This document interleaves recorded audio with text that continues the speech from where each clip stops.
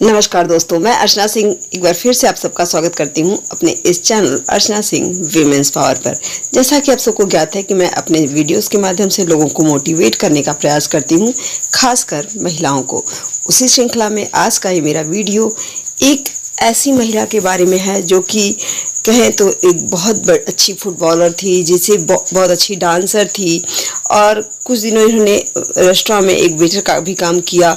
लेकिन कहा जाता है कि अपने देश को छोड़ा, अपनी जो चाहते थी, जिसे वो बनना चाहती थी, वो सभी कुछ अपनी हॉबीज़ को छोड़ करके एक प्रेम के लिए, यानी राजीव गांधी से प्रेम के लिए उन्होंने अपने देश को छोड़ा, अपनी पसंद को छोड़ा और एक ऐसे फील्ड में यानी राजनीति में वो हाथ आजमाया। और आज कहें तो मुझे नहीं लगता कि ये चेहरा देखने के बाद कोई भी व्यक्ति, भारत का कोई भी व्यक्ति इन्हें ऐसा कह सकता है कि हमारे देश की नहीं है, दूसरे देश से आई हुई हैं, यानी विदेशी हैं।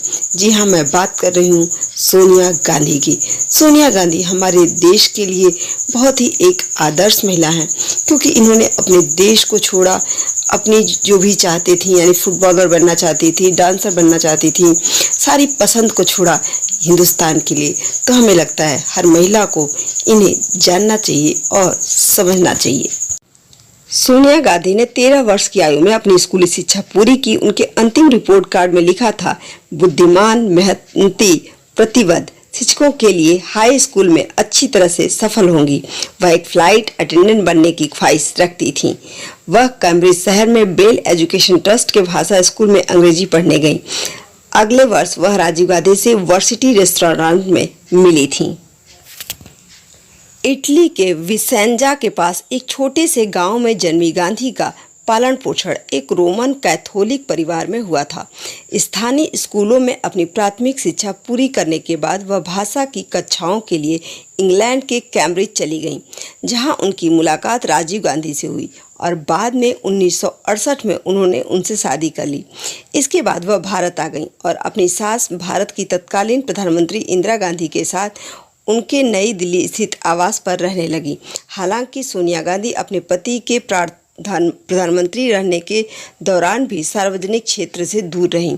अपने पति की हत्या के बाद गांधी की कांग्रेस नेताओं ने पार्टी का नेतृत्व करने के लिए आमंत्रित किया, लेकिन उन्होंने मना कर दिया। वह पार्टी की ओर से काफ़ी विनती करने के बाद 1997 में राजनीति में शामिल होने के लिए सहमत हुई। अगले वर्ष उन्हें पार्टी अध्यक्ष के लिए नामित किया गया और जितेंद्र प्रसाद के ऊपर चुना गया।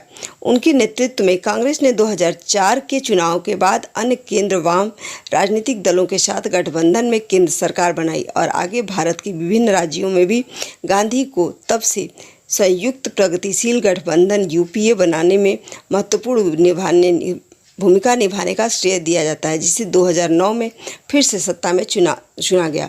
गांधी ने 2004 की जीत के बाद प्रधानमंत्री पद से इनकार कर दिया। इसके बजाय उन्होंने सत्तारूढ़ गठबंधन और राष्ट्रीय सलाहकार परिषद का नेतृत्व किया।